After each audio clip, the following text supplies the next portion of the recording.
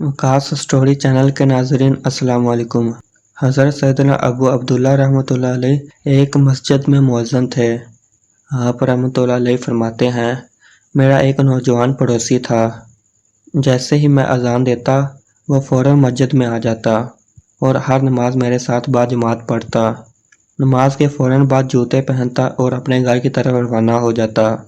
मेरी ये ख्वाहिश थी कि ऐ काश ये नौजवान मुझसे गुफ्तगू करे या मुझसे अपनी कोई हाजत तलब करे। फिर एक दिन वो नौजवान मेरे पास आया और कहने लगा, ऐ अबू अब्दुल्ला रहमतुल्लाह अलैह, क्या तुम मुझे कुछ देर के लिए कुरान पाक दे सकते हो ताकि मैं तिलावत कर सकूं? मैंने इसे कुरान पाक दे दिया। इसने कुरान हकीम को अपने सीने से लगाया और कहने लगा, आज हमें ज़रूर कोई अजीम वाक़या पेश आने वाला है। यह कहकर वो नौजवान अपने घर की तरफ रवाना हो गया और सारा दिन मुझे नज़र ना आया। मैंने मगरिब की अजान दी और नमाज पढ़ी, लेकिन वो नौजवान ना आया। फिर ईशा की नमाज में भी वो ना आया तो मुझे बड़ी तशवीश हुई। नमाज के फ़ौरन बाद मैं उसके घर की तरफ रवाना हो गया। जब वहाँ पहुँचा तो देखा कि इस नौजवान की मैयत वहाँ मौजूद है और एक तरफ बाल्टी और लोटा पड़ा हुआ है और कुरान पाक इस नौजवान की गोद में है। मैंने कुरान पाक उठाया और लोगों को इसकी मौत की खबर दी और फिर हमने इसे उठाकर चारपाई पर रखा। मैं सारी रात यह सोचता रहा कि इसका कफन किससे मांगूं, इसे कफन कौन देगा। जब नमाज फजर का वक़्त हुआ तो मैंने अजान दी और फिर जैसे ही मस्जिद में दाखिल हुआ तो मुझे मेहराब में एक नूर सा नज़र आया। जब वहाँ पहुँचा तो देखा कि एक कफन वहाँ पड़ा हुआ है।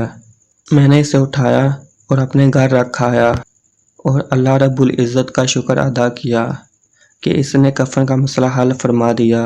फिर मैंने नमाज फजर पढ़ना शुरू की।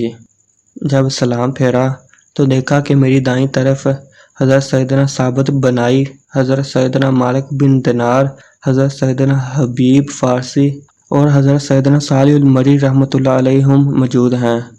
मैंने उनसे पूछा, ऐ मेरे भाइयों, आज सुबह सुबह आप लोग यहाँ कैसे तशरीफ़ लाए? खैरियत तो है? वो फरमाने लगे, क्या तुम्हारे पड़ोस में आज रात किसी का इंतकाल हुआ है?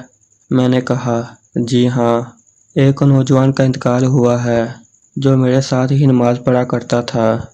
उन्होंने कहा, हमें उसके पास ले चलो।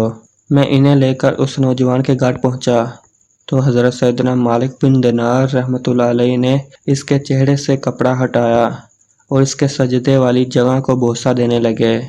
फिर फरमाया, ए हज्जाज रहमतुल्लाह अलैह, मेरे माँ बाप तुझ पर कुर्बान, जहाँ भी तेरा हाल लोगों पर ज़ाहिर हुआ तूने उस जगह को छोड़ दिया और ऐसी जगह सुकूनत अख्तियार कर ली जहाँ कोई तुझे जानने वाला ना था।